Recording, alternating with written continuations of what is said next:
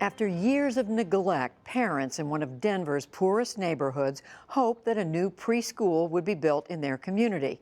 Instead, they got much more. William Brangham recently visited there, and he's back again with this report. It's part of our weekly series, Making the Grade. Fish swim in giant tanks. Collard greens grow in abundance in a massive greenhouse. Down the hall, there's a dentist's office as well as a mental health center. And at the other end of the building, 3-, 4-, and 5-year-olds run around like mad. Some might say it's an unusual mix here in the heart of one of Denver's poorest neighborhoods, but not according to the woman who runs the place. Taken a new approach to community well-being. Dr. Lydia Prado is the driving force behind this place. It's called the Dahlia Campus for Health and Well-Being. My initial conversations were with two folks who had, together, they have over 80 years of residence in this community, and just floated the idea, I want to take integrated care to the next level. I want to think comprehensively about health. I want to be able to talk about mental health, and went to talk to them about it. It's like, what do you think? And they're like, oh, they were very honest about there are going to be challenges, but if anybody's going to give it a shot, and we're behind you. For Prado, building partnerships early on was key. Heidi Heisenbuttel came on board early, bringing a branch of her Sewell Child Development Center to the new campus. Sewell's been a pioneer in what's known as inclusive education, teaching children with special needs, that is, kids with autism or those with emotional or behavioral issues, and putting them in classrooms with their more typically developing peers. Heisenbuttel says the evidence is clear that this approach works for all kids. They learn to expect that every child learns differently, and they go on to their elementary classrooms and they become advocates for kids who learn differently, and they will tell teachers, you need to work with that child, or why can't he participate on the playground, or we want him in our group. Maria, do you want to come tell us how you're feeling? We observed 3 classrooms. Here, the Tigers have circle time. Then they moved on to center time, an hour when the children get to pick what they want to do as teachers float throughout the classroom, facilitating vocabulary building and individual lessons.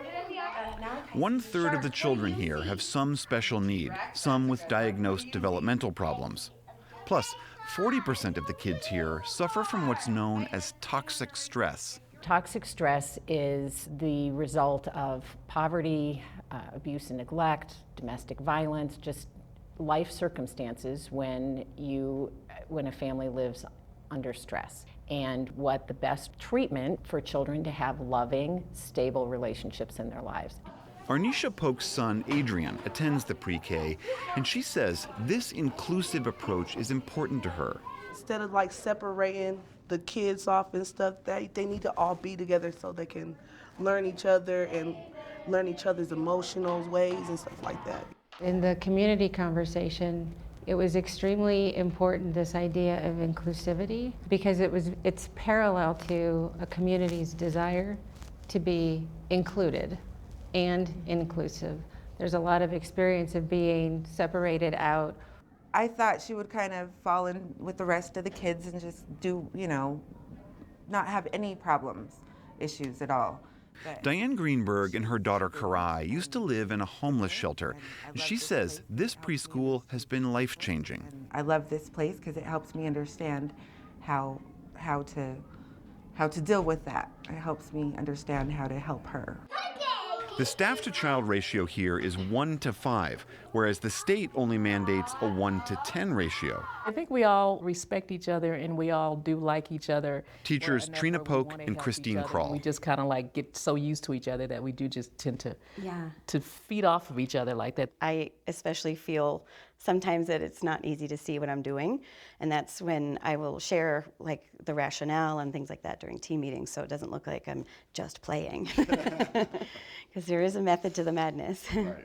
Some of the madness is designed to calm children down who may be having a tough time. Heather Lures is a social worker. When kids can't pay attention to parents, when they are so dysregulated, they have problems because they move inside themselves and they just run around the classroom, and I think in some of our classrooms you see that. So what I'm doing with this child is saying, I'm the adult, I'm in charge, you don't need to be in charge, because these kids that need to be in charge with parents that are absent don't do well. A full-day preschool program with all this staff does not come cheap. For a typically developing child, it's $252 a week. For a child with special needs who requires more staffing, it's $387. And 90% of the families in this neighborhood need financial help. Many pay based on what they can afford. But research shows the return on that investment is high. Every $1 spent on early education returns $13 in savings down the road. In addition to being one of the poorest neighborhoods in Denver, this area is also what's called a food desert. What that means is, according to the USDA, is that if you live in a big city, you don't have a good grocery store within about a mile of your house. This neighborhood, it's over 2 miles to a good grocery store. That's about a 45-minute walk. Even worse, this is what's known as a food swamp, where all that's available is fast food and the generally poor nutrition that comes with it. That's where those fish and collard greens come in. Tilapia and catfish were the fish the community said they'd want, and collard greens and Swiss chard were the top choices for leafy greens. And so you'll see the roots just hang down into the water, and they can just soak it up as they need it.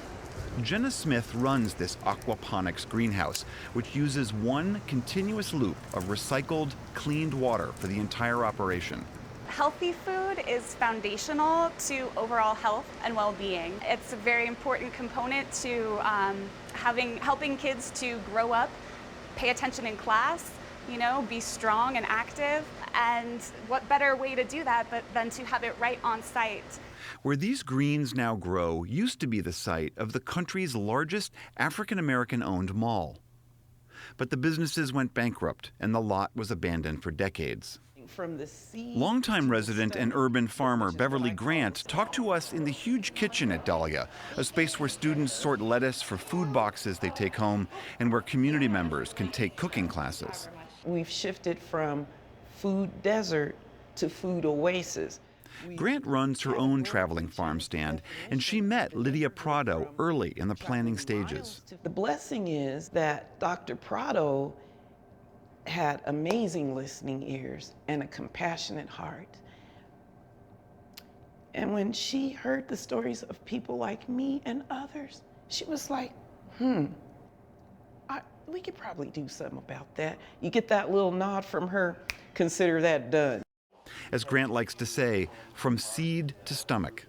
During our visit, preschoolers were learning that very lesson, planting seedlings that will later be transplanted into their urban farm and could, very likely, end up on their own kitchen tables. For the PBS NewsHour, I'm William Brangham in Denver, Colorado.